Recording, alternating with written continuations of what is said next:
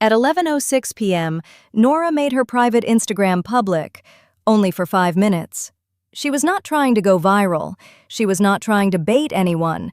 She had just had one of those stupid couple fights that starts with a photo and somehow turns into a referendum on the whole relationship.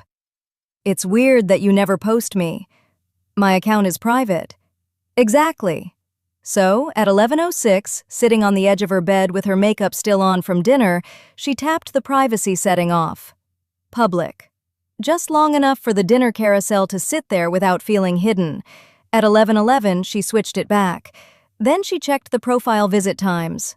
That part is why she sent the screenshots to Jules, because nothing obvious happened. No story view, no like, no comment, no follow request, no message from Adam's ex. But at 11:18, 7 minutes after Nora went private again, the first little cluster showed up. Not a flood, 3 visits close together, then nothing. And at 11:31, Sienna changed the song on her public profile to August. That would have meant absolutely nothing, except August was the song Adam and Nora had argued about in the car that night. Adam hated that song. Nora loved it. Sienna had once posted it with the caption, "Some people only borrow your summer." Nora stared at the screen until the room felt too quiet. She was 28. She knew how this sounded.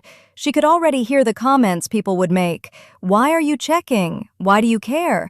Why are you dating someone whose ex still matters?" But the annoying thing was that Nora had been trying not to care. Adam and Sienna had broken up almost a year before. According to Adam, she was dramatic online, but harmless. According to Nora, harmless people did not somehow orbit every argument.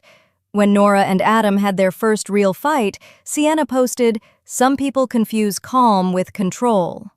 When Adam and Nora went to a birthday dinner together, Sienna posted a blurry cocktail with the caption, "Same bar, different girl." When Nora asked about it, Adam told her she was giving Sienna too much power.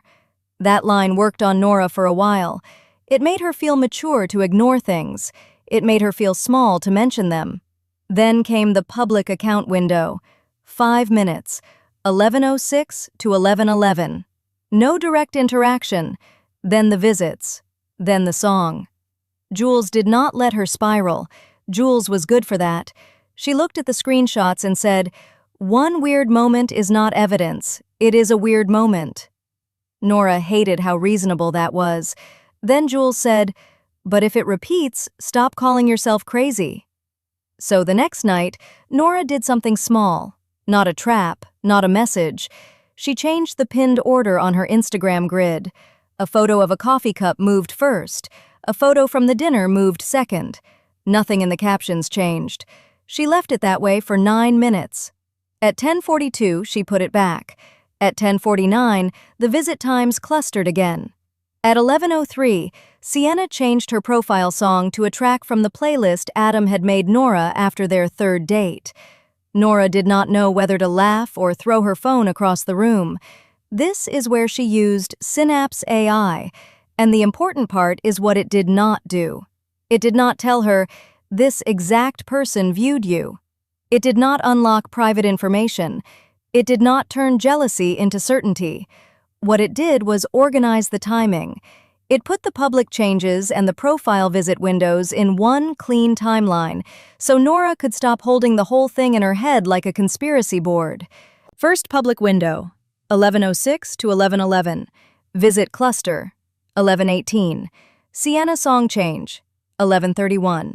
Second profile change, 10:33 to 10:42. Visit cluster, 10:49. Second Sienna song change, 11:03. That pattern did not prove Sienna was the viewer.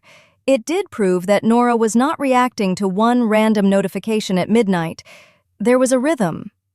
Adam came over on Friday with takeout, and the tired face he wore whenever he wanted a conflict to end without being discussed. Nora did not show him the full timeline at first. She only asked one question. "Did you tell Sienna about the song?" Adam blinked too fast. "What song?" "August." He looked down at the bag of food like the answer might be printed on the receipt. Then he said, "No, why would I?" Nora nodded. Not because she believed him, because she wanted to see what he did next. He sat on the couch, took out the containers, asked if she wanted rice, opened his phone once, then put it face down. "Did she text you last night?" That was the moment. Not the profile visits, not the song, not even the screenshots. The moment was the pause. "She sent something. I didn't really answer." "What did she send?" He rubbed his face. "She asked why your account was public." Nora felt the strangest calm after that. Not relief, not victory, just the clean feeling of a room where the lights finally come on. For 2 months, Adam had made the whole situation sound imaginary. Sienna was dramatic. Nora was sensitive. Instagram was not real life. Nora was reading into nothing. But Sienna had noticed the 5-minute public window. Sienna had texted Adam about it, and Adam had left that part out while telling Nora she was overthinking. That was the actual problem. Not that an ex might still be curious. People are curious. People check. People orbit what they are not fully done with. The problem was Adam using Nora's uncertainty against her while privately managing the exact person she was uncertain about. Nora did not break up with him that night. Real life is rarely that clean. But she stopped apologizing for noticing patterns. She told Adam, "I am not asking you to control what she posts. I am asking you not to make me feel unstable for reacting to something you already knew was happening." He did not have a good answer. The next morning, Sienna's song was gone. Nora's account was private again, and for the first time in weeks, she did not check the visit times before coffee. That was the part Jules noticed. She texted, "So, did the timeline help?" Nora typed, deleted, typed again. "It helped me stop arguing with myself." That is the useful part of these Instagram stories. One visit means almost nothing. One song change can be coincidence. One late-night profile check can be boredom.